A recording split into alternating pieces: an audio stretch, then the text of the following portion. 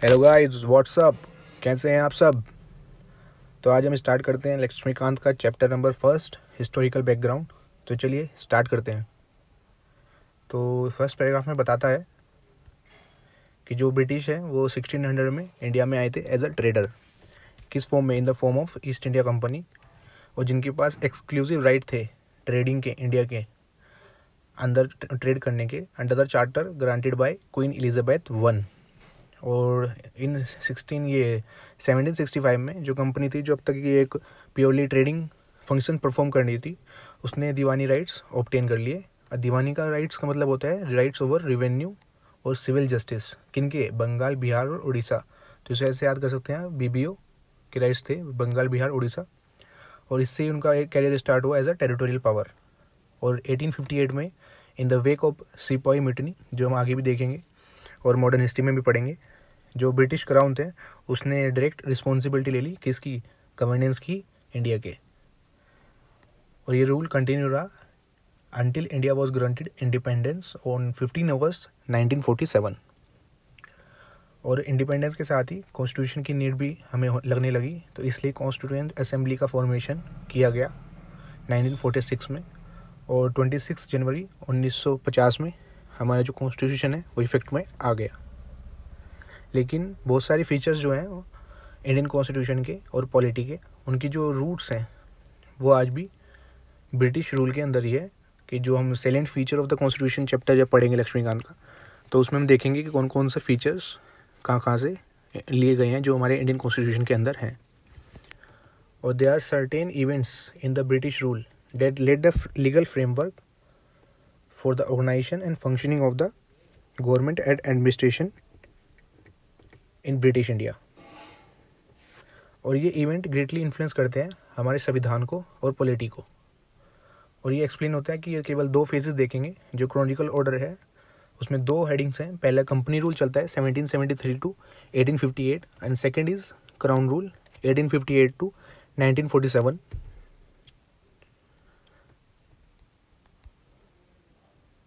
तो जैसा कि हमने कहा, जो फर्स्ट हेडिंग है हमारी कंपनी रूल 1773 टू 1858, तो इसमें जो रेगुलेटिंग एक्ट चलेंगे, जो चार्टर एक्ट है। और उसके बाद जो हमारी क्राउन रूल चलेगा उसमें हमारा गवर्नमेंट ऑफ इंडिया एक्ट आ जाएगा। तो स्टार्ट करते हैं with the first regulating act of 1773। तो इसमें बिफोर स्टार्टिंग आप ये याद रख सकते हैं, first read the list, FRL।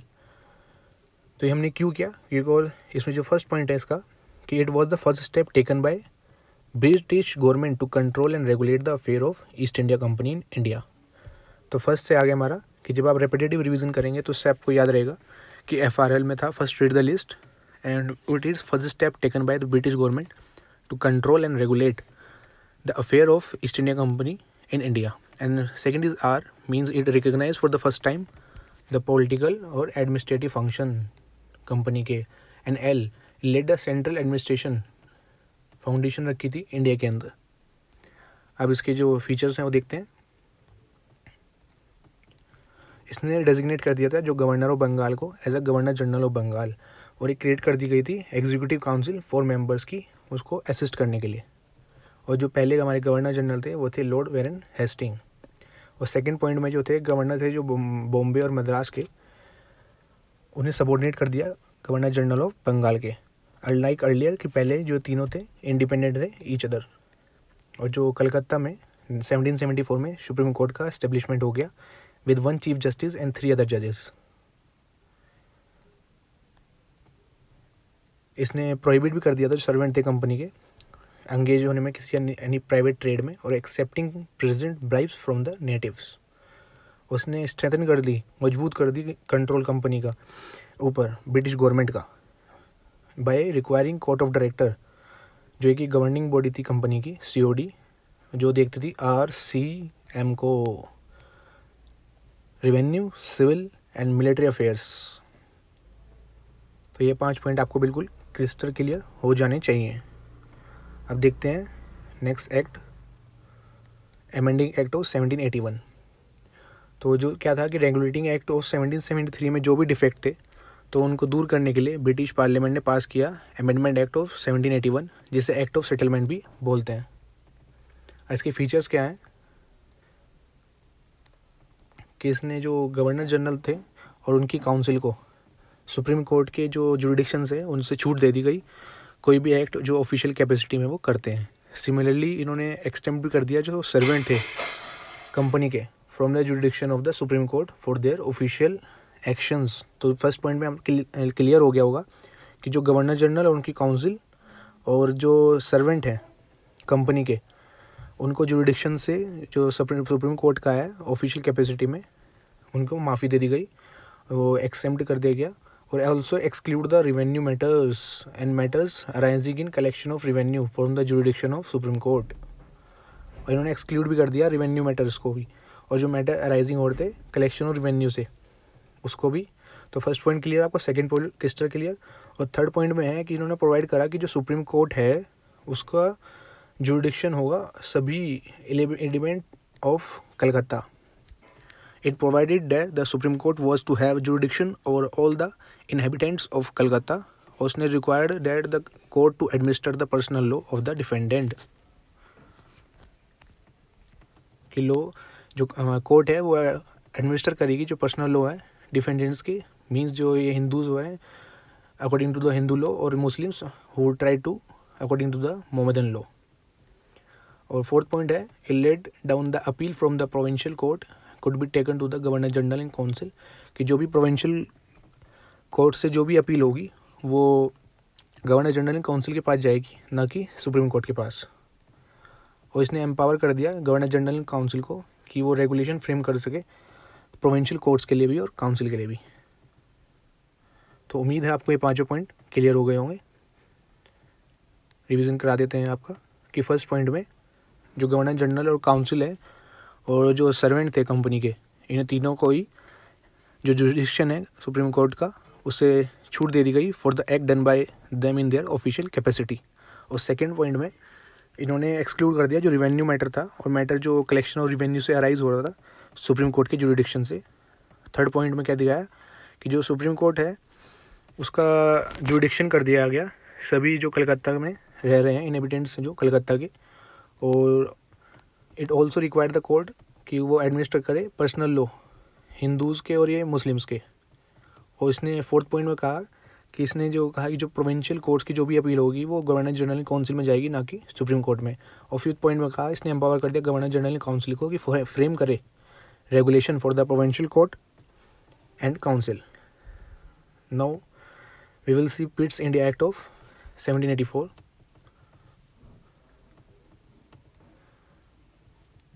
तो ये फीचर्स क्या हैं इस एक्ट के, वेट अ मिनट। तो इसने क्या किया था, इसने डिस्टिंग्विश कर दिया कमर्शियल और पॉलिटिकल अफेयर्स को, CNP। और सेकंड पॉइंट है कि इसने कोर्ट ऑफ डायरेक्टर को अलाउ कर दिया कि वो मैनेज करे कमर्शियल अफेयर्स, और नई बॉडी क्रिएट कर दी बोर्ड ऑफ कंट्रोल, वो मैनेज करेगी पॉलिटिकल अफेयर। तो इसने यहाँ डबल गवर्नमेंट का सिस्टम बनाया था। तो आपसे MCQ में पूछ सकता है who establish a system of double government. तो इट्स पिस्ट इंडिया एक्ट ऑफ 1784। और इसे आप कैसे ट्रिक से याद कर सकते हैं कि COD CA है एंड BOC PA है।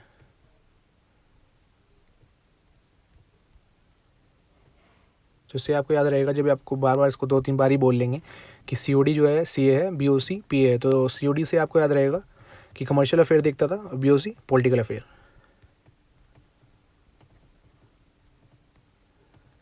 अब देखते हैं थर्ड पॉइंट। इसने एम्पावर किया बोर्ड ऑफ कंट्रोल को कि वो सुपरवाइज करे और डायरेक्ट करे all the operation of the civil and military government और revenue of the British positions in India. तो हमने जो फर्स्ट एक्ट था उसमें देखा था कि वहाँ पे कोर्ट ऑफ जो डायरेक्टर थे वो RCM, मैंने आपको याद कराया था। अब वही यहाँ पे BOC काम कर रहा है, बोर्ड ऑफ कंट्रोल RCM को सुपरवाइज और डायरेक्ट कर रहा है सभी ऑपरेशन सिविल मिलिट्री गवर्नमेंट के और रिवेन्यूज़ के जो भी ब्रिटिश पोजीशंस हैं इंडिया के अंदर। तो भी इसमें नेक्स्ट पैराग्राफ में लिखा हुआ है कि ये एक्ट है सिग्निफिकेंट है 2 कारणों के कारण। पहला, कंपनी की जो टेरिटरी है इंडिया के अंदर वो पहली बार फॉर द फर्स्ट टाइम उसको ब्रिटिश पोजीशन कहा जा रहा है। तो इसको फर्स्ट पॉइंट को याद रखेंगे आप ऐसे, सिटी को BP और सेकंड पॉइंट है कि ब्रिटिश गवर्नमेंट को सुप्रीम कंट्रोल मिल चुका CA&A का, means company affair and administration. Guys आप जब भी इन चार चीज़ों को 3-4 बारी बोलोगे तो आपको ये टिप पर आ जाएंगी। So don't need to worry. Let's move to the next act. अब एक्ट ऑफ 1786। इसमें क्या हुआ कि जो लॉर्ड कॉर्नवालिस थे उन्हें अपॉइंट कर दिया गया गवर्नर जनरल ऑफ बंगाल, और उन्होंने 2 डिमांड रखी टू एक्सेप्ट दैट पोस्ट। इस पोस्ट को एक्सेप्ट करने के लिए इन्होंने 2 डिमांड रखी। तो देखते हैं कौन कौन सी। तो इन्होंने पहले कहा कि he should be given power to override the decision of his council in a separate case, कि वो ओवरराइड कर सकें डिसीजन काउंसिल का सेपरेट केसेस, मतलब स्पेशल केसेस में। और उन्हें he could also be the commander in chief. तो 2 डिमांड रखी कि वो कमांडर चीफ होने चाहिए, और दूसरा कि उन्हें पावर देनी चाहिए कि वो ओवरराइड कर सके अपनी काउंसिल को डिसीजन स्पेशल केसेस में। So accordingly the act of 1786 was enacted to make both of the provision. Next देखते हैं चार्टर एक्ट ऑफ 1793, और जो उसके फीचर्स हैं वो देखते हैं। It extended the overriding power given to the Lord Cornwallis over his council. तो इसने दी कि जो पावर एक्सटेंड कर दी थी, जो हमने नेक्स्ट प्रीवियस देखा था 1786 का, और कॉर्नवालिस को और सभी जो फ्यूचर के गवर्नर जनरल थे, और गवर्नर जनरल थे और गवर्नर्स थे प्रेसिडेंसीज के। और इसने जो गवर्नर जनरल है उनको दे दिया more powers and control over the government of the subordinate presidencies of Bombay and Madras. और इसने एक्सटेंड कर दिया जो ट्रेड मोनोपोली थी कंपनी की इंडिया में अनदर 20 ईयर्स के लिए। फोर्थ पॉइंट बोलता है कि इसने प्रोवाइड किया जो कमांडर चीफ है was not to be the member of the governor general council unless he was so appointed, कि जो कमांडर इन चीफ होगा वो मेंबर नहीं होगा गवर्नर जनरल काउंसिल का unless he was so appointed. And it laid down that member of the board of control and their staff were henceforth to be paid out of the Indian revenue. जो members होंगे board of control के उन्हें पे किया जाएगा Indian revenue से। अब देखते हैं charter act of 1813। It's very important.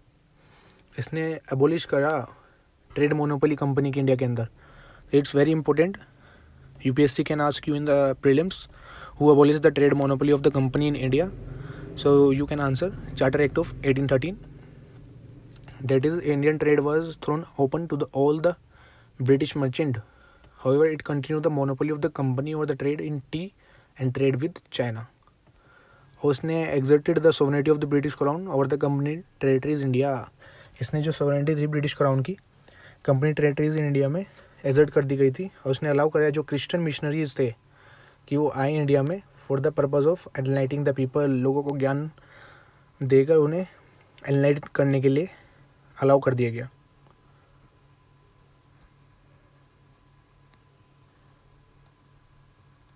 अब है कि इसने प्रोवाइड किया for the spread of western education among the inhabitant of the British territories in India. किसने प्रोवाइड किया स्प्रेड करना किसका, वेस्टर्न एजुकेशन का, जो रह रहे हैं फॉर ब्रिटिश टेरिटरीज के अंदर इंडिया के अंदर।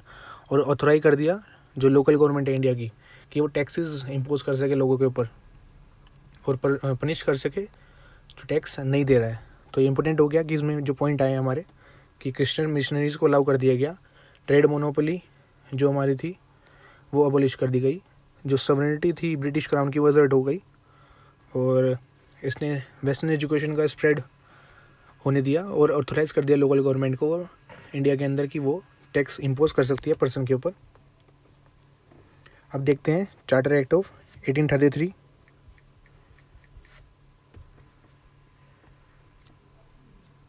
तो ये फाइनल स्टेप था toward the centralisation in British India. और फीचर्स जो क्या है इस एक्ट के, जो पहला है कि गवर्नर जनरल ऑफ बंगाल जो बन गए थे गवर्नर जनरल ऑफ इंडिया, और उनको दी गई vested him all the civil और मिलिट्री पावर्स। तो ये फर्स्ट जो पॉइंट है डायरेक्टली पूछा ले जाता है कि the act created for the first time the government of India having authority over the entire territorial area possessed by the British in India. और लॉर्ड जो विलियम बेंटिंग थे वो first governor general of India थे, और हमारे Werner Hasting जो थे वो गवर्नर जनरल ऑफ बंगाल बने थे पहले। अब देखते हैं नेक्स्ट पॉइंट। और इसने डिप्लॉय कर दिया गवर्नर ऑफ बंगाल और मद्रास को उनकी लेजिस्लेटिव पावर से, और गवर्नर जनरल ऑफ इंडिया को एक्सक्लूसिव पावर दे दी गई for the entire British India के लिए। और जो लॉ था, जो प्रीवियस एक्ट के थ्रू बने हैं उन्हें रेगुलेशन बोला गया, और जो इस लॉ के तहत बन रहे थे उन्हें एक्ट्स बोला गया। और इसने एंड कर दिया activities of the East India Company as a commercial body. It's very important point guys. और उसे बना दी प्योरली एडमिनिस्ट्रेटिव बॉडी, और provided that the company territories India was held in the trust और his majesty is heirs and successor, जो crown के name पर चलेगी। और जो चार्टर एक्ट हो 1833 का, इट्स वेरी इंपॉर्टेंट कि इसने अटेम्प्ट किया, it's very important this word, to introduce a system of open competition for the selection of civil servant and stated that the Indians should not be debarred from holding any place, office and employment under the company। लेकिन जो provision था वो opposition के through, board of directors के through इसको हटा दिया गया। तो अब इसमें इंपॉर्टेंट क्या है कि अगर ऑब्जेक्टिव में आपसे पूछेगा कि किसने अटेम्प्ट किया इंट्रोड्यूस करना, आइए पूछ सकता है कि किसने इंट्रोड्यूस किया। तो जब इंट्रोड्यूस का पूछेंगे तो हम नेक्स्ट पढ़ेंगे 1853 का, तो उसने किया था। लेकिन जो अटेम्प्ट था वो अटेम्प्ट इसने किया था। तो ये कीवर्ड आप याद रखिएगा, आपको कंफ्यूज करने के लिए पूछ सकता है। तो let's move to the next act. अब है चार्टर एक्ट ऑफ 1853, और ये लास्ट है series of charter act pass by the British parliament between 1793 to 1853। और यह सिग्निफिकेंट था, कॉन्स्टिट्यूशन लैंडमार्क। और फीचर्स क्या है इस एक्ट के कि इसने सेपरेट करी पहली बार जो लेजिस्लेटिव और एग्जीक्यूटिव फंक्शन थे गवर्नर जनरल काउंसिल के, legislative and executive functions L&E, क्योंकि हमने जो पिट्स एक्ट था उसमें देखा C&P, commercial and political functions. It provided for the addition of 6 new member. इसने प्रोवाइड किया एडिशन 6 न्यू मेंबर्स, जिनको बोला जाता था legislative councillor to the council. और इन अदर वर्ड्स बोले, इसने प्रोवाइड किया separate governor general legislative council, जिसको बोलते थे इंडियन लेजिस्लेटिव काउंसिल। और ये legislative will of council function करती थी एज अ मिनी पार्लियामेंट। और इसने सेम प्रोसीजर अडॉप्ट किया जो ब्रिटिश पार्लियामेंट का था। तो इसलिए लेजिस्लेटर पहली बार for the first time treat किया गया as a special function of the government requiring the special machinery and special process. अब जो मैं आपको लास्ट पॉइंट एक्ट में समझा रहा था कि it introduce an open competition for the selection and recruitment of civil servant, कि उसने की थी। और इसने मकाली कमेटी फिर आई इसके 1854 में, the committee on the civil services में इसने अपॉइंट किया था। और थर्ड पॉइंट है कि इसने एक्सटेंड कर दिया कंपनी रूल और अलाउ कर दिया retain the position of Indian territories on the trust for the British crown. पर इसने स्पेसिफाई नहीं किया कि जैसे प्रीवियस एक्ट में था। तो जब ये क्लियर इंडिकेशन हो गया था ये कंपनी रूल है वो ख़त्म होगा। और जो फोर्थ है, इसने इंट्रोड्यूस किया फर्स्ट टाइम लोकल का रिप्रेजेंटेशन इंडियन लेजिस्लेटिव काउंसिल के अंदर। तो जो 6 न्यू लेजिस्लेटिव मेंबर थे गवर्नर जनरल काउंसिल के, तो 4 मेंबर थे वो अपॉइंटेड किए गए बाय द लोकल प्रोविंशियल। तो इसको याद रखेंगे आप, जैसे MBB ऐसा होता है तो MBBA लगा देंगे। तो मद्रास, बॉम्बे, बंगाल एंड आगरा। तो आपको ये क्रिस्टल क्लियर हो चुका होगा। तो गाइज अब क्राउन रूल आ गया है